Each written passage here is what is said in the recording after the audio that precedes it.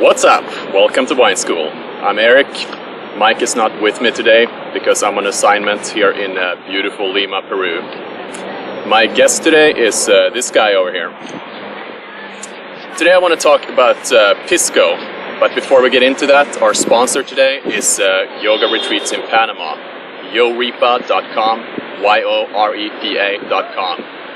They organize these amazing retreats at this eco-resort outside Panama City. Check them out online. So Pisco, it's the natural drink of Peru. Wine and Pisco and grape-type beverages have a very interesting history here in Peru.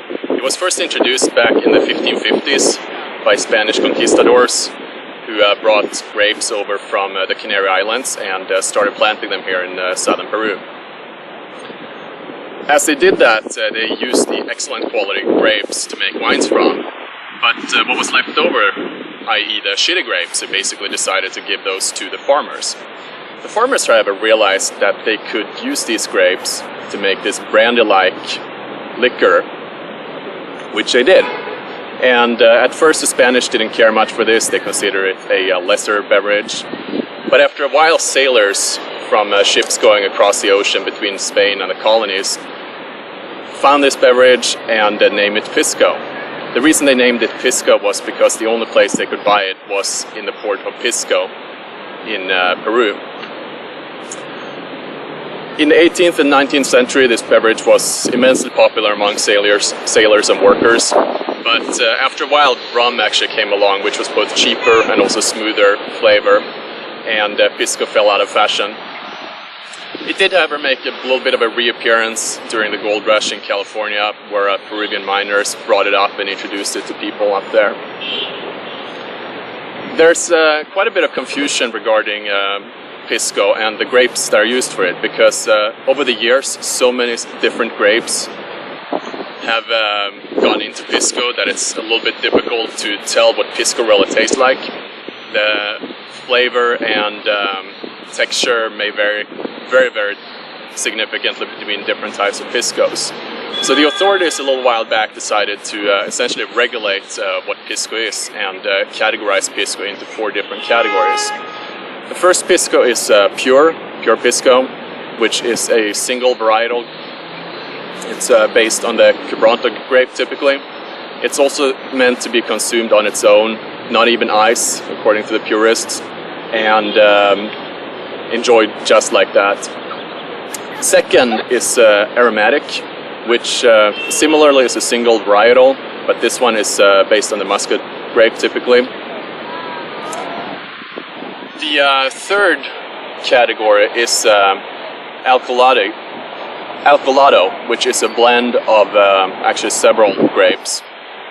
This particular category, alcoholado, is used in Peru's national drink of choice, which is Pisco Sour. And finally, Mosto Verde is the last category, which stands for green must. And this particular Pisco is made from partially fermented green must, and it supposedly has a very fruity flavor. Back to Pisco Sour that I mentioned, it's interesting, this drink is so popular here in Peru that it actually has its own day. So the first Saturday of every February is Pisco Sour Day. And I can see why. I had several last night. They are delicious. Pisco Sour, by the way, it consists of pisco, egg whites, lime juice, simple syrup, and some bitters. Very yummy. Today though, we're going to be drinking a pure Pisco. So let's get to it and see how it's like.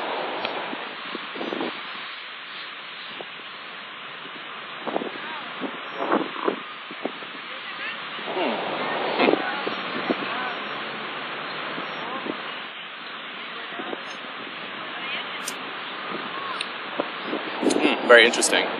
Quite different from what I expected. I get lots of fruit, figs, raisin, say some banana, citrusy, pear. Very delicious. And also this particular Pisco is pull out the bottle here.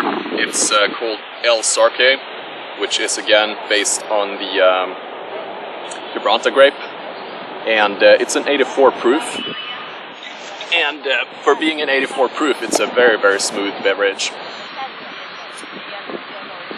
So, that's Pisco for you guys. Check it out. It's an amazing drink, and Pisco sours again, it's just delicious. As usual, we're going out with 30 seconds of craziness. Enjoy.